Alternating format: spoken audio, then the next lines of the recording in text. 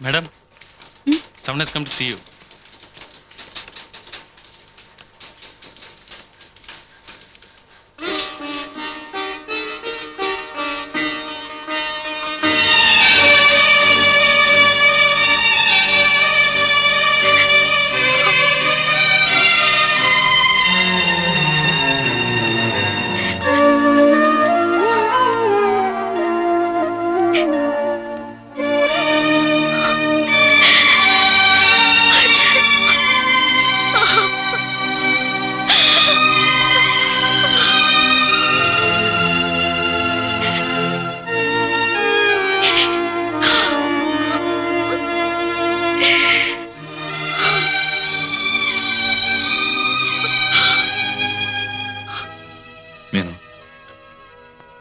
அம்மாவும் தங்கச்சி எங்க?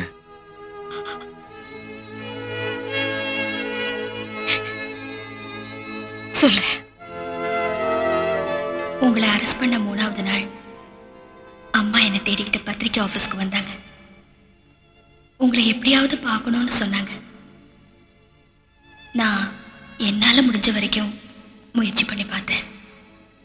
உங்களை பார்க்கவே முடியல. நீங்க எங்க இருந்தீங்கன்னு தெரியல. ரொம்ப கவலையோட அம்மா திரும்பி போயிட்டாங்க. அடுத்த நாள் நான் உங்க வீட்டுக்கு ஃபோன் பண்ணேன்.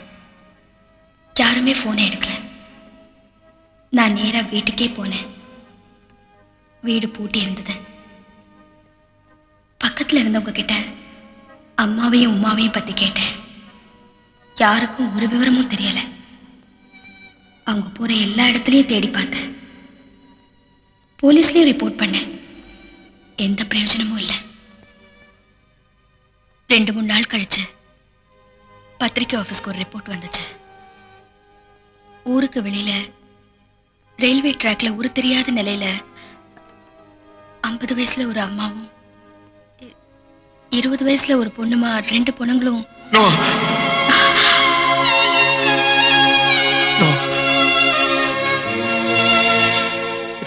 சொல்லாத. தாங்கிக்க முடியாது.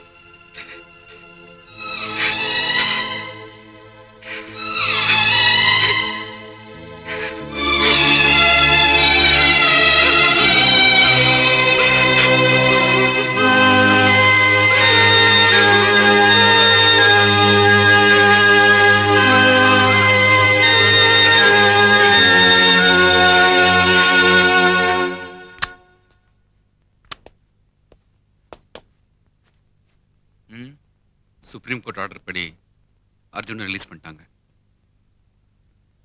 சரியான தடயங்கள் இல்லாம ஒருத்தனை ஜெயிலில் வச்சுக்கிறது இபிகோ செக்ஷன். சாதகமான தடயங்களை அரசாங்க தரப்பு வக்கீலாலையும் கொடுக்க முடியல. காதிரும் அவன் கூட்டாளியும் கிடைச்சா தான் அர்ஜுன் மேல போட்டு சார்ஜ் செல்லுபடி ஆகும். ஆனா நாம எப்படி அவங்களை காட்டி கொடுக்க முடியும்? நாம இனிமேதான் அலர்ட்டா இருக்கணும். வர்மா சார், நீ காதிர் கிட்ட சொல்லி எல்லாரையும் ஜாக்கிரதையா இருக்க சொல்லு. Yes sir.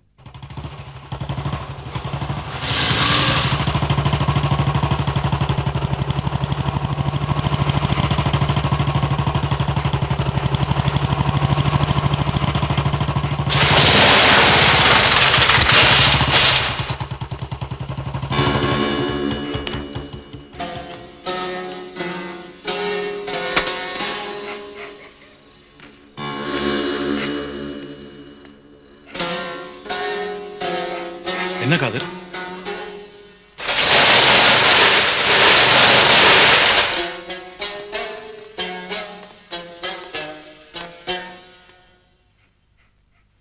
காதர், என்ன விஷயம்? வில்லியம்ஸ், அர்ஜுன் ஜெயில இருந்து வந்துட்டான். நீங்க 2 பேரும் ஜாக்கிரதையா இருக்கணும்.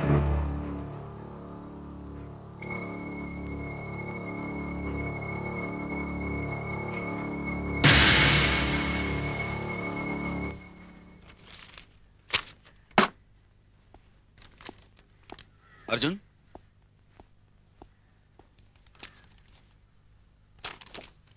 நீ வேலையில இருந்து டிஸ்மிஸ் ஆன அப்புறம் உனக்கு சேர வேண்டிய செட்டில்மெண்ட்கான செக் இன்னும் என் கையில தான் இருக்கு.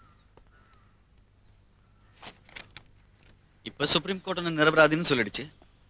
சட்டப்படி மறுபடியும் இந்த வேலைக்கு சேர்றதுக்கான சான்ஸ் உனக்கு இருக்கு. அர்ஜுன், நீ ஒரு காரியம் பண்ணு. கோர்ட் ஜட்ஜ்மெண்டோட ஒரு காப்பியும் மறுபடியும் டிபார்ட்மெண்ட்ல சேர்றதுக்கான ஒரு அப்ளிகேஷனையும் என்கிட்ட கொடு. மற்றதை நான் பாத்துக்கிறேன் அர்ஜுன். நோ சார், இனிமே எனக்கு அந்த வேலை வேண்டாம். அர்ஜுன், போலீஸும் பத்திரிகை உன்னை பத்தி என்னென்னமோ எழுதினாங்க. ஆனா நான் எதையும் நம்பல. எனக்கு உன்னை பத்தி தெரியாதா? நடந்ததெல்லாம் மறந்துரு. நீ மறுபடியும் வேலையில சேரணும். நீ மறுபடியும் பழைய கேப்டன் அர்ஜுனா மாறணும். அதான் என்னோட ஆசை. நோ, நான் என்னோட முடிவை சொல்லிட்டேன். அதுல எந்த விதமான மாற்றமும் இல்லை. சார், நீங்க செஞ்ச எல்லா உதவிக்கு என்னோட நன்றி.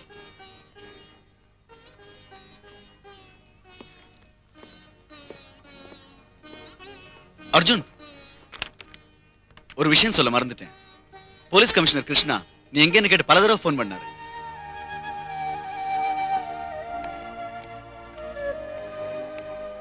வீட்டுல யாருமே இல்ல. வேலைக்காரன் சமயக்காரன் எல்லாமே நான் தான். இந்தா சாப்பிடு. ஏன்பா நின்றுட்டே இருக்க? உட்காரு. உங்ககிட்ட சில விஷயங்கள் கேட்கணும். அதுக்காகத்தான் நீங்க வர சொன்ன. நெருப்பு இல்லாம புகையாது. அன்னைக்கு நீ என்னென்னமோ சொன்ன, ஆனா எல்லாத்தையும் அந்த மினிஸ்டர் மறுத்துட்டார். Now you are free. இப்போவாவது அப்ப என்ன நடந்ததுங்கிற உண்மையை என்கிட்ட சொல்லு ப்ளீஸ். உண்மையை தெரிஞ்சுக்கிட்டு நீங்க என்ன சார் பண்ண போறீங்க? உனக்கு ஹெல்ப் பண்ணத்தான். ஹெல்ப்பா? எனக்கா? எஸ். அன்னைக்கு நான் உண்மை சொன்ன எனக்கு உதவி பண்ணாம 2 வருஷம் ஜெயில வச்சிருந்தீங்களா?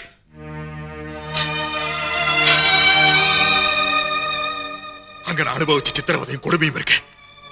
அப்ப எங்க சார் போச்சு உதவி? சொந்த மகன் இந்த நிலைமைக்கு ஆளாயிட்டானே. நொந்து வேதனைப்பட்டு எங்க அம்மாவை என் தங்கச்சி தற்கொலை பண்ணிட்டு செத்துட்டாங்க சார். அவங்களோட உயிர் உங்களால திருப்பி தர முடியுமா சார்? வேண்டாம் சார், உங்களோட எந்த விதமான உதவியும் எனக்கு வேண்டாம். ஏற்கனவே ஒரு பெரிய மனசு செஞ்ச உதவியினால்தான் இன்னைக்கு நான் இந்த நிலைமைக்கு ஆளாயிருக்கேன். இருக்கலாம். அதுக்காக எல்லாரும் எப்படி நினைக்காதப்பா. நான் பெரிய யோகியன்னு சொல்லிக்கவில்லை. ஆனா எனக்கு கொஞ்சம் மனசாட்சி இருக்கு. எல்லாம் முடிஞ்சதுக்கு அப்புறம் மனசாட்சி பத்தி பேசி என்ன சார் பிரயோஜனம்?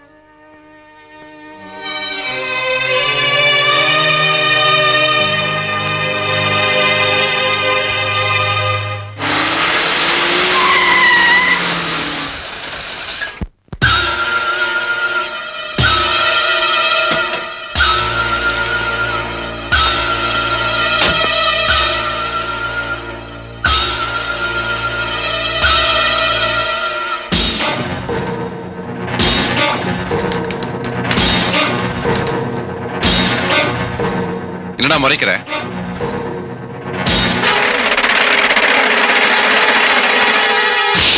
ரெண்டு வருஷம் ஜெயில இருந்த உன் திமிரானுங்களையா?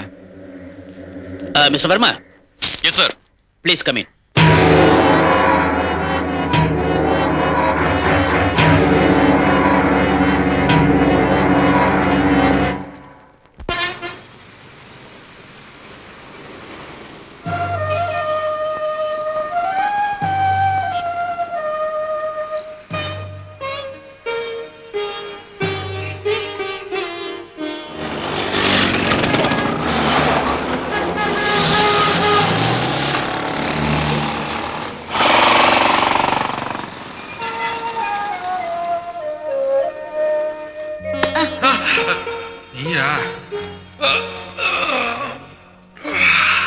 ஒரு 5 நிமிஷம் கழிச்சு எடுத்திருக்கலாம்ல.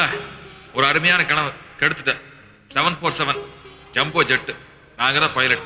அப்படியே பறந்து வந்து அர்ஜுன், நீ நினைக்கிற மாதிரி இந்த கல்யாணம் அவ்வளவு சுலபம் இல்லப்பா.